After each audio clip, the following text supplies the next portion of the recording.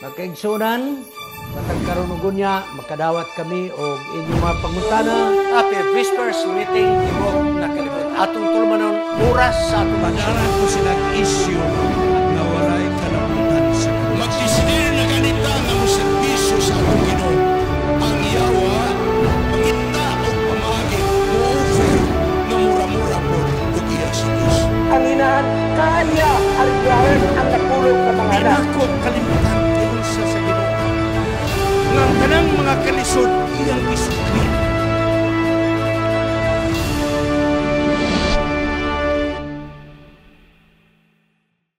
Happy Sabbath sa Tibok Kalibutan. Ang atong SRS Media Ministry, Cagayan City, magkikaubang kaninyo ng pipila ka mga gutlo alang sa atong divine service. Sa pagsugod, magampo kita. Gamhanan nga Diyos. Salamat nga ikaw mahigugmaon, maluluyon o mapinasayloon. Imong gipadala si Ginisos ug didto sa Kalbaryo sa krus. Ang iyang dugo ngayang gihalad, naghugas sa among mga karapasan. Salamat sa pagkamatarong na iyang gihatag alang kanamo. O walang espiritu, magapadayon kami sa pagtuon sa sinulat ni manalag na Daniel. Mukunsad ikaw kanamo. Pasabta kami sa propesya. Aron kini makadugang sa pagpangandam sa among kaugalingon. Salamat nga ikaw nagatubag kanamo kining tanan among pagadawaton sa ngalan ni Hesus magluluas. Amen. Mga kaigsunan, lahutay lang yun mo. Kadi pata muhawa sa Daniel. Niya pata sa Daniel Kapitulo 7. Manghinaot ko nga kini inyong gihatagan o dakong pagtagad. Tungod kay dili sa tanang panahon, adunay maghahatag og series nga wali, chapter by chapter, sa sinulat ni manag na Daniel. Naninguha lang yung ko uban sa tabang sa Ginoo. Ngang highly theological nga mga issues akong mahimong sinsilyo diha kaninyo. Mong usa nga akong tuyo diha, unsa nga atong moral lesson nga makuha diha nga chapter. Mo ni ang atong dakong katuyuan usab. Gawas nga pagtan-aw nato nga makasalig kita og dugang pagayon ng Biblia, pulong sa Dios, matuman gyud ang tanan. So padayon ta mga kaigsoon, Daniel, Wisdom to the Wise. Gikan sa libro ni Dr. Savro Stefanovich, ang akong professor sa Old Testament sa atong seminary. Karon igsoon adto ta sa Daniel Kapitulo 7. Prediction, application, and fulfillment. Ato nang tinagsaon paghiskot. Prediction, application, and fulfillment. Ang teksto atong makita sa ikaduhang Pedro 1:20. Hibalo kini nga unas tanan. Walay propesiya sa Biblia, sa balaang kasulatan, nga moabot nga kaugalingon nga interpretasyon sa tao. Walay propesiya nga mahitabo sa kabubuton sa tao. Apan ang mga tao nagsulti gikan sa Dios. Ingon nga sila gidala kauban sa balaang espiritu. So ang propesya mga kaigsunan, mga tao nga pinili sa Dios, gikunsaran sa balaang espiritu. Sila mga nagsulat sa maong propesya. Ang mga tagna sa balaang kasulatan, wala kini gihatag na hugka, walay sulod. Kung dili, ang mga tagna nga gikan ni ana nga mga punto sa balaang kasulatan, napasukad sa history, kasaysayan. Importante na nga punto igsoon. Nga ang tagna nga gisulat napasukad sa history. Nga naman, unsa may tuyo. Tungod kay kini importante manggod nga kunay tagna, di ta mo ditsog tan-aw dahil sa mga tagna, kundi tan-aw nato unsa ang kinatibukan, ang context. Ang context sa tagna. Tan-aw nato ang history, ang iyang background. Number 1, kinsa man ang nagsulat. Kano sa agi sulat. Ug unsa man ang kahimtang sa komunidad na iyang gipuy-an. Unsa ang kahimtang sa ginarya sa iyang kapanahunan. Importante kayo ni mga kaigsunan.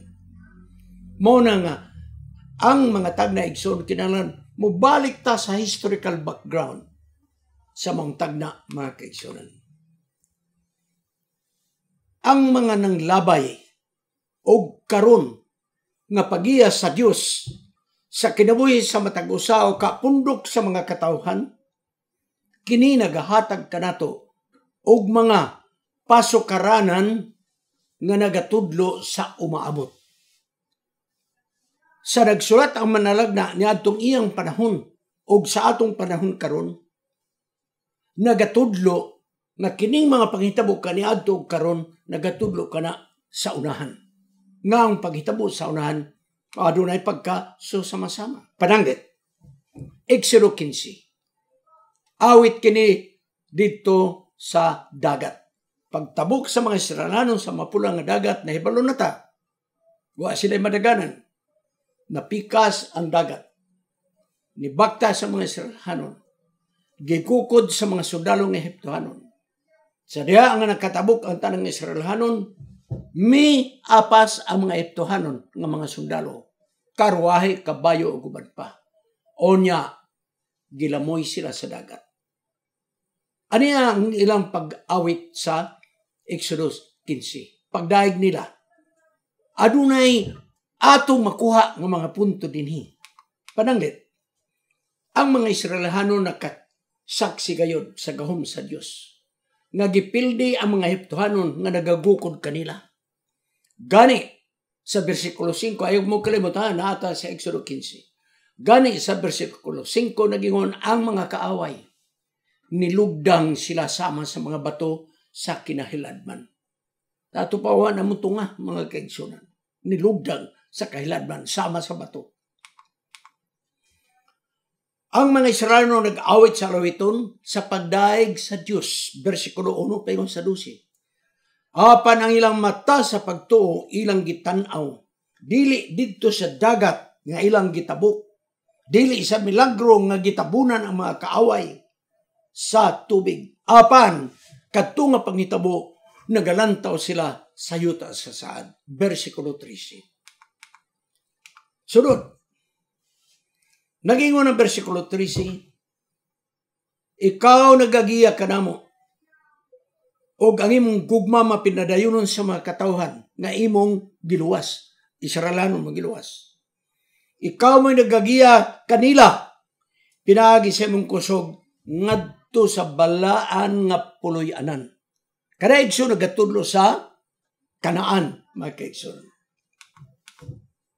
Ang ikaduha nga bahin sa Kapitulo 15, awit kini nga nagproklamar nga ang Diyos nga nagaluwas kanila gikan sa kaaway, mao ni usab ang magagiya kanila hangtod sa yuta sa Kanaan. Versikulo 17-18. Nagingon ang versikulo 17, kay ikaw magadala kanila o igatanong sila didto sa imong kaugalingong buntod sa dapit, o Ginoo, ikaw may naghimo sa puloy-anan ang sanktuaryo, o Ginoo, sa imong kamot imong gipatindog.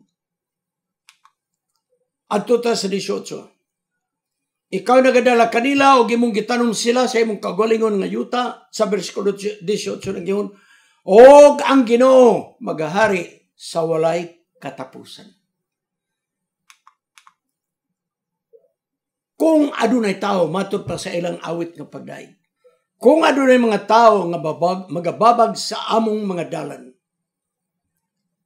Kung giunsa sa Dios pagsilot ang mga kaaway didto sa dagat, mao ra gihapon pagasilutan gihapon mga tao nga mobabag sa among dalan paingon ngadto sa Kanaan. Kini nga awit mga kaigsunan. Nagasaysay sa gahom sa bukton sa Dios. Nga kung adunay umaabot nga mga kaaway, sila mulugdang sama sa bato. So mga kaigsunan, ang ilang pagtabok sa mapulang nga dagat, dili lamang dito rin ang pagtanaw, hangtod sa yuta sa Kanaan.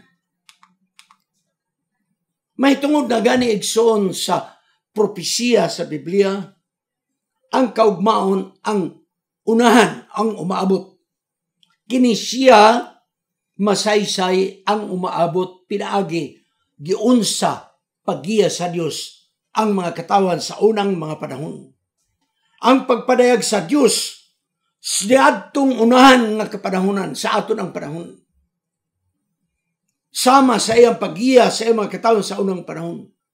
Apan ang kalisdanan mas mugrabe pa sa pagtabok sa mapula na dagat. Ang mga tagna ni Daniel usahay tunan sa mga tao nga karang Daniel ragyo ano gilain. Diha ragyo kang Daniel. Buwa na yung mga cross references. Di nato masabtan ang libro ni Daniel unsa ang mensahe kung di kita mogamit usab sa mga ubang magsusulat sama sa iyang kapanahunan ug sama-sama sa iyang mga panghitabo sa kinabuhi. Ato nang tipunon, cross-reference ginatawag mga kaigsunan. Sa libro ni Daniel, ang nagabasa magkakita giunsa sa Dios. Paggamit ang presinting nga panghitabo nga gipakita sa manalagna nga ang presinting nga hitabo gipakita sa manalagna maumaurang mahitabo dito sa umaabot. Mao mga kaigsunan, nga pagsabot nato sa nangaging panahon sa iyang panahon gitawag context igsoon. Importante kayo. Kung ato ning himuon ang historical background, makatabang kini pagsabot ka nato sa simbolo sa gamay nga sungay. Moadto tap sa pagtunan gamay nga sungay sa Daniel City. Igsoon, dili lamang kini nga ino nato nahitabo lang, ordinaryo nga paghitabo. Nga ang duha ka kapitulo sa Daniel 7 ug 8 mga kaigsunan, gisulat sa panahon ni Hari Belsasar. Dili ni ingno nato panghitabo lang, dunay katuyuan sa Dios. Daniel 7 ug 8 gisulat ni Daniel sa panahon nga naghari si Belsasar. Dili na coincidental. Kay kung ato nang tanawon sa nangagi ato nang natunan, nga batasan ni Belsasar, naghubog-hubog, gipasipadaan ang sanktuaryo ng mga butang. Kiniigsoon, ni adtong panahon na, ang iyang gibuhat sa pagpasipala sa sanktuaryo, nagatudlo mga kaigsuonan sa Daniel 7 ug 8, nga dunay gamay nga sungay nga magpasipala usab sa sanktuaryo. Busa katong mga impormasyon sa batasan o abilidad sa Daniel Kapitulo 5 metong ni Belsasar, kini mga kaigsuonan, nagatudlo lamang nga dunay umaabot nga sumasama nini nga tao nga kinaiya. Mao mga kaigsuonan, nga kadtong nahitabo sa kinabuhi ni Belsasar nga gipasipada niya ang mga butang sa sanktuaryo, nagatudlo sa unahan nga dunay ang kabatok sa Dios nga gahom nga mubarog, wala na intoy ang pagkig-away sa Dios o iyang hilabtan ang serbisyo sa sanktuaryo sama kang Belsasar. Daog-daogo ng mga katawan sa Dios sama sa pagbuhat ni Belsasar. Muna igsoon, importante kayo ang propesya o history. Ang pagkamatay ni Belsasar diha kada bigla bitaw nga namatay. Kini mga kaigsunan, nagatudlo sab nga kining gahom sa unahan nga gipasugdahan sa gamay nga sungay, gubon po na nga gahom sa Dios bigla po. Ang mga Hebrano nga propeta moadto na taigsoon, prediction fulfillment and application. Ang mga Hebreano nga propeta dili lamang nagtagna para ni adtong panahona. Dili lamang nga nagbinsay pagbadlong sa mga katao ni adtong panahona. Apan ang manalagna nga mga Hebreanon nagasulti usab sa mga pulong nga para sa umaabot nga kapanahonan. Dili lamang nga karon musulti sila badlong sa hari, no. Apan ang mga propeta naay mensahe nga para sa ugma, para sa atong kapanahonan karon. So akong i-separate igsoon, akong i-identify o differentiate what is prophecy and what is prediction. A prophecy is a declaration often believed to be divinely inspired. So ang propesya igsoon usa ka deklarasyon nga gituhan nga kini langit nun nga gipadasig. May tungod sa umaabot nga panahon nga kini may kalabutan sa mga dinagko nga mga panghitabo. Ang prediction sa pikas nga bahin, general rang statement, dili specific, unya kini pangagpa sa unahan, unsay mahitabo. Okay? So, ano na pailaing kahulugan? Ang propesya, gigamit kini nga pulong propesya, kay adunay gitawag religious connotation. May kulor nga simbahanon nga kulor ang tagna. O gituhan nga kini inspired sa higher power gikan sa Dios. Samtang ang prediction gibase sa human analysis, observation, and inference. Pananglit, Aricos prediction. Muingon ko, kining bataa, bright ning bataa ni, mo rin mo lang po sa ilang panimalay. Kining uban, tanaw ragod, mga bugoy-bugoy, wagi ayon eh. Muna gitawag prediction, pangagpas. Kanang mo ingon tanga, murag mo ulan ay manron, prediction ka na, that's not prophecy, mga kaigsunan. So, kining prediction mga kaigsunan, importante po ni nga kabahin sa usa biblical prophecy. Kay kung kini matuman ang prediction, nan igsoon makapamatuod nga kini mga tao nga nagpredict, mga tao kini sa Dios. Og sila mahimong propeta kung ang prediction natuman. Deuteronomio 18, 21, 22, Jeremiah 24, 14, og Ezekiel 13. Usay ang mga prediction igsoon conditional. Apan ang propesya specific, dili na conditional. Tingali ang prediction mahitabo o tingali mapakyas. Apan ang propesya dili gyud mapakyas. Kung ang pulong sa tagna mahitabo, nan kini igsoon gitawag kini fulfillment, katumanan sa pulong sa Dios. There is a prophecy and there is fulfillment, katumanan, mga kaigsoon. Mao nga nagingon si Hesus pagbasa niya sa sinulat ni Isaiah. Nga ningon ako gidihog dito sa sinaguga, nagbasag linungkot. Ako gidihog sa Ginoo sa balang espiritu, sa pagwali, sa mga balita, sa mga kabus, mga dinawdawg, mga buta, mga binilanggo, mga bihag.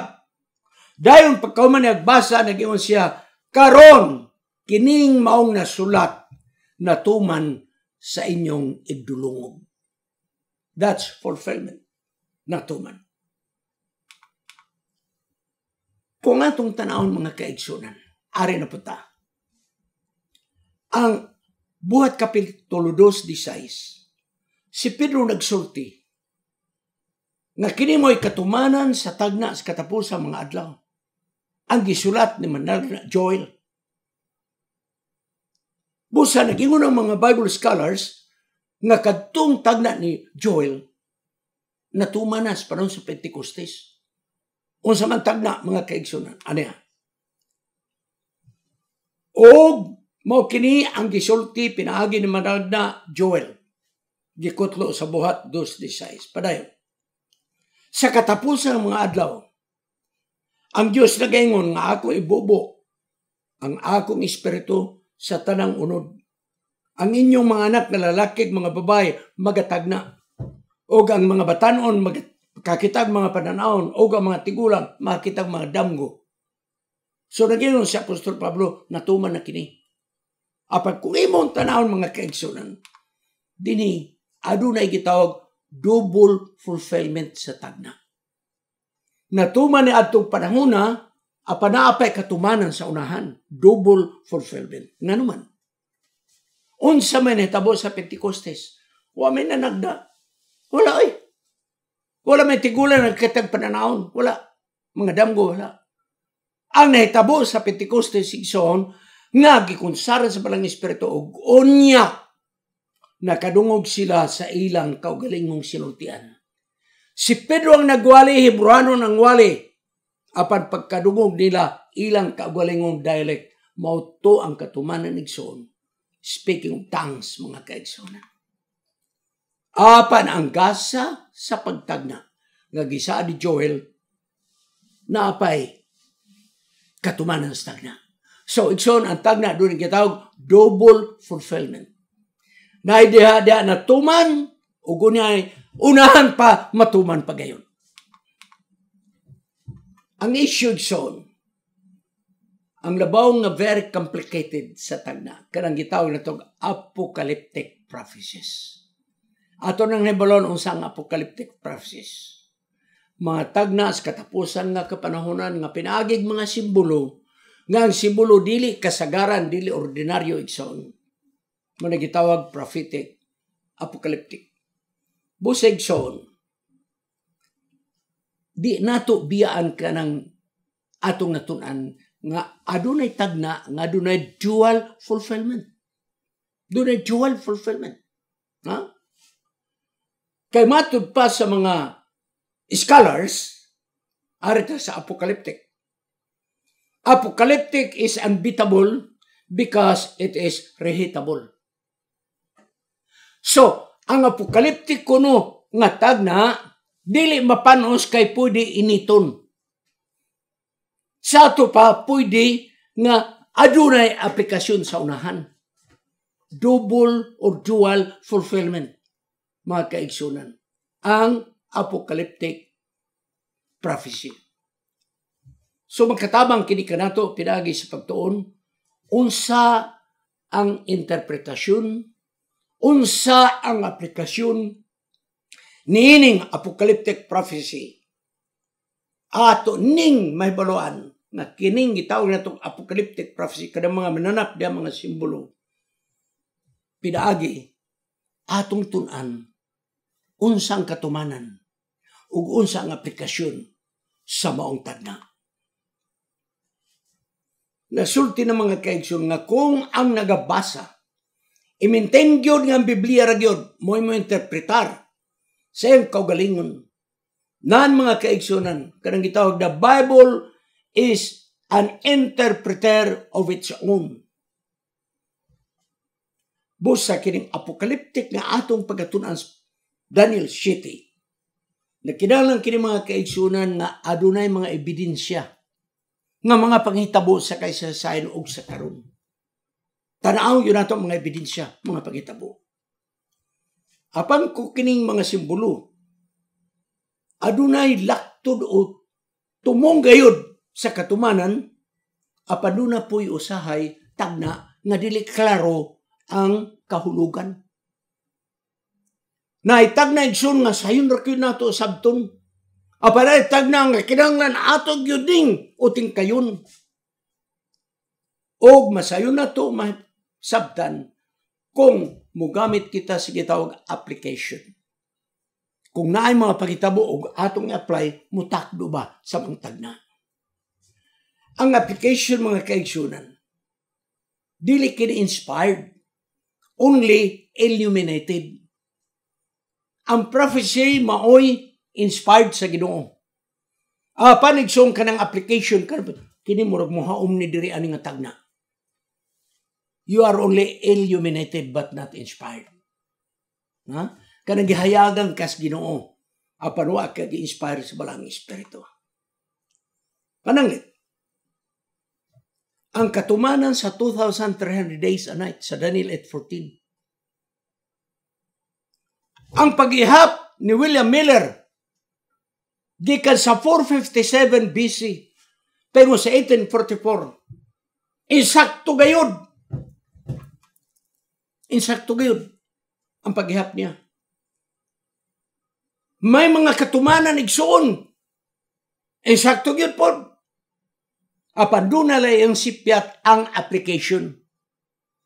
Ang application sa pulong nga region ngadto sa 2,300 ka madlaw gabi unya ang sanktuaryo pagahinluan.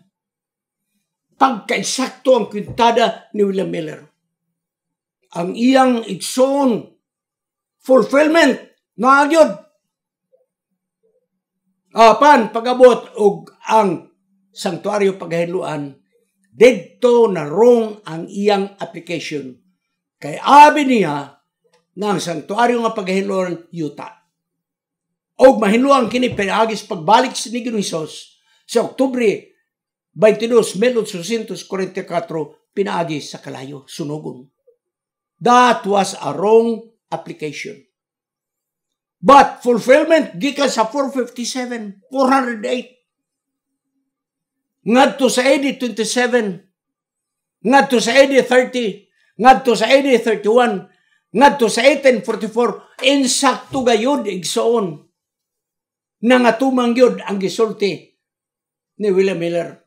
Apan ang application, dito siya nasipyat, dili yuta, mo'y paghiluan, literal yun ang sanktuaryo sa langit. Busa igsoon, kinahanglan yun atong tanawon. Mag-apply na ganito sa mga tagna, kinahanglan mo tanaw ta sa history. Tanaw na to. O kining tao nga nagsulat, ato sang tanawon kay dunay dako nga kahimuan ini, alang ka na to. Ang katumanan mga kaigsunan sa mga panghitabo, dunay klaro nga gisulti Biblia, very specific gayod ang mga katumanan. So, masayon na kayo na ito, ma-apply ang maong katumanan sa tagna. Karon igsoon, mato na ta. Kay igsoon, ako mong gikonsider nga kamo, estudyante na ako sa akong classroom sa Mount Olive College.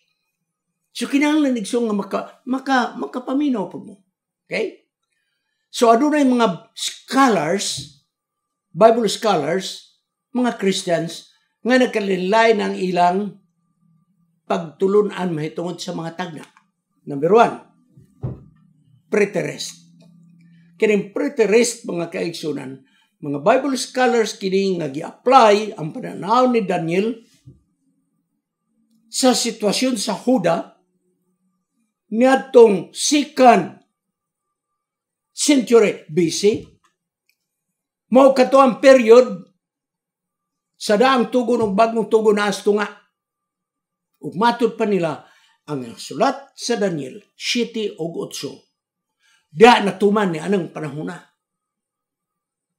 O ang nahitabo niya itong panahuna, may mga religious nga mga Hudiyo nga pundok gitaw mga Hasidim. Gilotos sa conqueror. Nga maoigsoon ang gikan sa Seleucid Kingdom. Tipik o kabahin kini sa Grisya katong nabahin ang ginharian ni Alexander. Kiniigsoon ang pundok ni Seleucus, Seleucid Kingdom. Nga natong panahon na ang emperador mo si Antiochus Epiphanes, umatod pa nila kanang gamay nga sungay, mauna si Antiochus Epiphanes. So natuma na. Preterist, buti pasabot, nga alang kanila mga kaigsunan, humana, natuman na. Preterist, the past. Di na ta ngay magtuon pa niya ng Daniel City, na humana na. Na-apply na sa diya gilutos ang mga Hudiyo. Kung imong tanaw ni igsoon, sa imong naked eye, makaingon po ka nga, base tudog si Antiochus Epiphanes mo'y gumay nga sungay. Nga naman, grabe ang pagpasipala ni Antiochus Epiphanes sa sanktuaryo. Gihalaran og baboy. Ang mga saserdote, gipakaon og linuto ng karning baboy. O ang Diosdayos gisulod sa sanktuaryo. So ingon nila, mauna ni ang gamay nga sungay, humana. So para kanila, ang Daniel 7:8, the past, preterist mga kaigsoon. Okay? So igsoon, muad tuta, ni igsoon. Alang ka na itong Seventh Adventist, dili kita mga preterist. Dili. Di na ito madawat ka na. Nga humana, natumana. It's not. Naapay, dakong tunanan ni anak, mga kaigsunan. Muadto sa ikaduha nga Bible scholars, futurist. Lahi na po ng ila. So kanang Daniel 7:8, umaabot na. Kung unsa ning panghitabo karon wa na ilabot sa Daniel 7:8, didto rata sa umaabot futurist mga kaigsunan. No? Kita nimo, ang preterist humana past. Ang futurist kana mga panghitabo karon wa ni labot kay para na ang katuman na sunod pa. Walay kalabutan ng panghitabo karon mga kaigsunan. Apadalang kanato mao kini ang atong patakaran sa atong iglesia. We are historicists. Ang historicist mga kaigsunan, gi-apply ang pagkabihag sa mga Hudyo ngadto sa Babylonia. Sulod sa 70 ka mga tuig, ma-apply na siya. Apan dili diha kutob. Kay katong pagpangluto sa mga Hudyo, mudagan pa kana sa kapanahunan nga doon na po'y pangluto sa mga Kristohanon. Monig soon nga ang Daniel 7 o Daniel 8 na diha ang 1260 ka mga tuig. Nga ang mga Kristohanon nga minority gilutos sa dako nga simbahan. So din atong makita mga kaigsunan ang dakong kalayaan kanato historicist. Mugamit ta sa panghitabo sa una o mugamit ta sa panghitabo karon o kining nahitabo sa una o karon mahitabo na sa umaabot pero ang intensity mas grabe. Mahinaut ko ngayon akong nasabtan. So, historicist mo ni ang gidawat sa atong 70 Adventist mo ang atong interpretation mga kaigsunan. O kita nga mga historicist mga kaigsunan, mo ni ang atong pag-interpretar sa apocalyptic prophecies. Nga ang panghitabo kagahapon, ang panghitabo karon nagatudlo sa panghitabo sa umaabot. Muna mga kaigsunan, historicist. Ano ang mga nigula nga pagtuon sa mga tao? Akong isa-isa kanina. Aron ma-oriented ta ba? Ano na yung mga tao nga nagingon nga ang gamay nga sungay sa Daniel 7:8 mo si Antiochus Epiphanes. Katong naghugaw-hugaw sa sanktuaryo literally.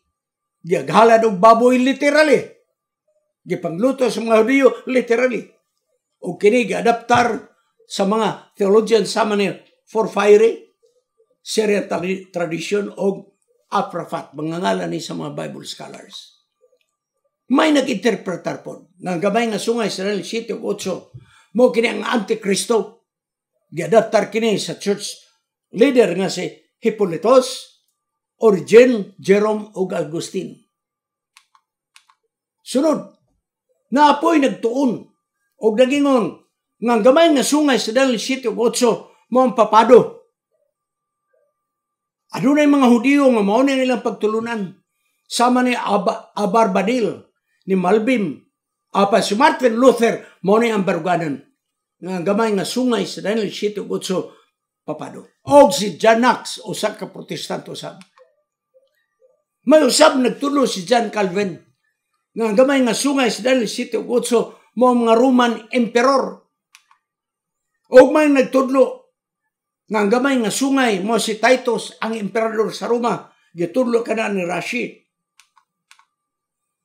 Og may nagtudlo sab nga ang gamay nga sungay sa Daniel 7:8 mo si Muhammad ang Islam ug ang Turkish Empire kana giadaptar po ni Martin Luther. Og may nagtudlo sab nga si King Charles I sa England or si Cromwell gitudlo kini sa English Puritans nga kini mo gamay nga sungay sa Daniel 7 ug 8. Mo na igsoon di mo matingala nga pagkadagang interpretasyon sa Daniel 7 ug 8. Apanalan ka na itong historicist mga kaigsunan. Ang atong giadap mo nga gamay nga sungay mo ang simbahan nga dako nga nag-usab sa mga kasuguan. Yes, niining mga scholars mga kaigsunan nga nagingon ang persecution batok sa mga Hudiyo nga mga matinud-anon. Tinuod na ang nahitabo apan di ta mohunong diha. Kay kadtong pagpangluto sa mga Hudiyo ni Antiochus Epiphanes o kadtong paghugaw-hugaw sa sanktuaryo nga gihala ng baboy, hulagway lamang kana sa umaabot. Yan ang gamay nga sungay nga manghilabot sa buluhaton ni Kristo sa sanktuaryo. Kini nga gahom magapadayon hangtod sa pagbalik ni Jesus. Karon mo ato tag sumada mga kaigsoon. Okay, I hope maklaro diya, ha? Gi-compare nato parallelism sa chapter 2 nga Daniel, chapter 7, chapter 8, chapter 11 ug 12. Aniya?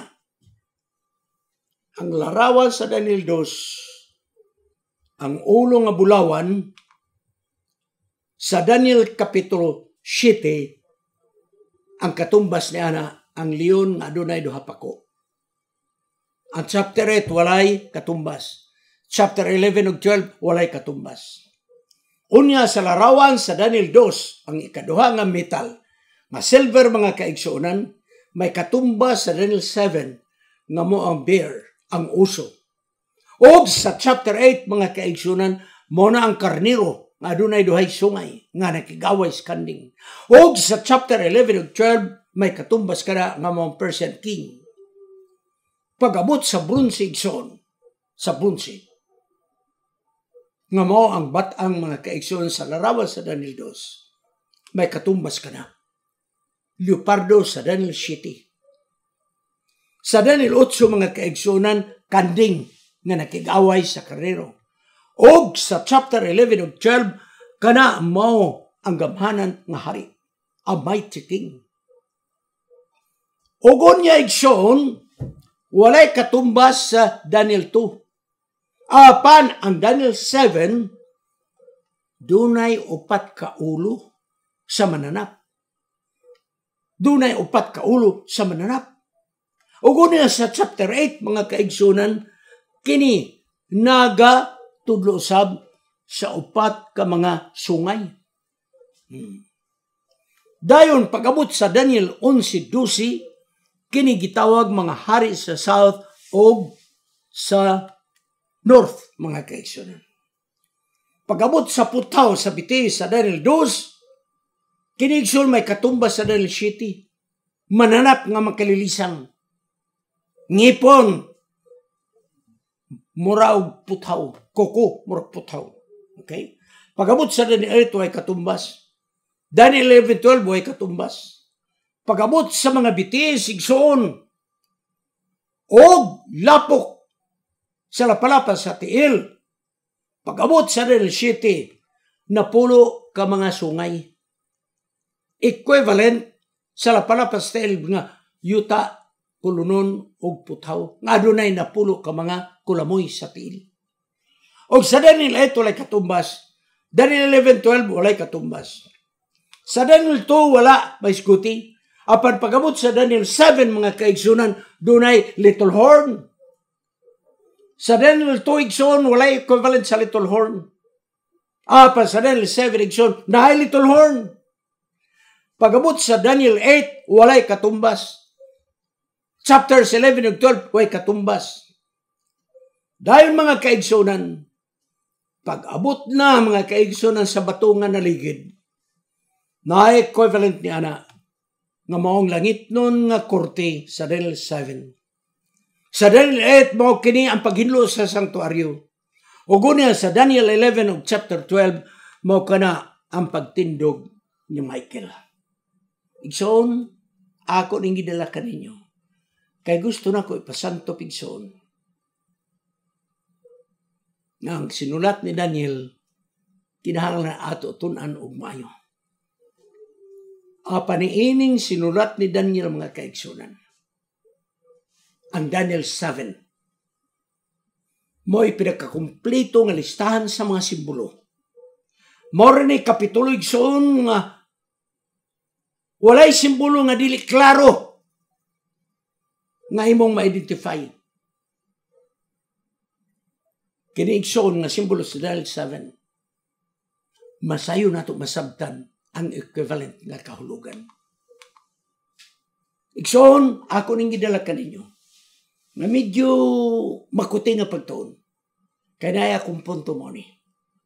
Ang pagtuon sa libro ni Daniel is the most challenging. Most challenging. Dakog hagit ni alang kanato. Og ang hermeneutics, principle of biblical interpretation, dako gyud og role sa pagtuon nato sa sinulat ni Daniel. Ang pagtuon nato sa sinulat ni Daniel, nagkinahanglan kini sa makuti nato nga pagtuon. Ubas paghangyo sa balang espiritu, nga lamdagan kita, masabtan nato ang sinulat ni Daniel. Kining pagtuon sa libro ni Daniel, mo ni ang ginatawag nato to burn more midnight candles. Mo kinang pagtunigson nga kinahanglan ato ning hatagan og pagtagad. Burn the midnight candles sa ato pa. Mga oras nga imong igugol diha. Apan taliwala nga makuti nga pagtuon. Taliwala nga nagkailangan o taas-taas nga panahon. It is worth of your effort and perseverance. Takos usab kini nga tun-an tungod kay bililhon kayo. Bililhon siya. Busa taliwala nga kita nagpailob sa pagtuon, okay lang. Kay bililhon man kini. Sadya nga ato nang matunan ang libro ni Daniel sa idingunini nga pagtuon nga akong gisinsilyo kaninyo. Igsoon ako maging kaninyo, dili na tamadali nga madala sa mga interpretasyon sa libro ni Daniel kanang ginatawag nga backward village interpreters. Paselo ako ning gamitong kanang backward village interpreters. Kanang mga bukot-bukot ba? So, nang wala gyud kaayo makatuon sa mga prinsipyo unsa ang pagtuon. Wala hermeneutics. Wala historical background. Mubutho lang mauna ning interpretasyon. They are the so-called backward village interpreters. Di na tanila madali-dali o kadala. Apan sa diya nga ato nang matugkad. Masabtan na nato kung di magyud ang pinakalalum apan mga fundamentals lang sa libro ni Daniel. Nan ikaw masaligo na. Di na ka mabala ka mo share. Kaya sigurado ka sa imong pagtuon. Ugunya, kung doon na uban nga muhatag o interpretasyon, sukway sa atong natunan, di na ta makuratan. O kung adunay panghitabo sa kalibutan nga dinagko na, di na po ta mahadlok. Nga naman, humanata na, tuon na ta, nga maog yun ay mahitabo. Igsoon, ang libro ni Daniel nga mga tudlo may tungod sa gamay nga sungay. Wala ta hadluka kung dili gitabangan ta pagpangandam. Wala ta abuga nga magpabukid tungod kay gamay nga sungay manghasi, wala ta. Di na mo ituyon, Daniel. Di na mo ituyon. Ang tuyo ni Daniel, namulig-un ta og modasig ta. Kay kung giproteksyonan sa Dios ang mga Hudiyo sa unang panahon, proteksyonan usab sa Dios kita sa umabot. Magapanay ang Dios ka nato, magambog kita. Ginoo, salamat. among natun-an ko tubra sa among mahimo, uban sa pagtabang sa balang espiritu, nga nahayagan kami sa sinulat ni Daniel. Magatuon pagyud kami sa unahan, labi na sa gamay nga sungay.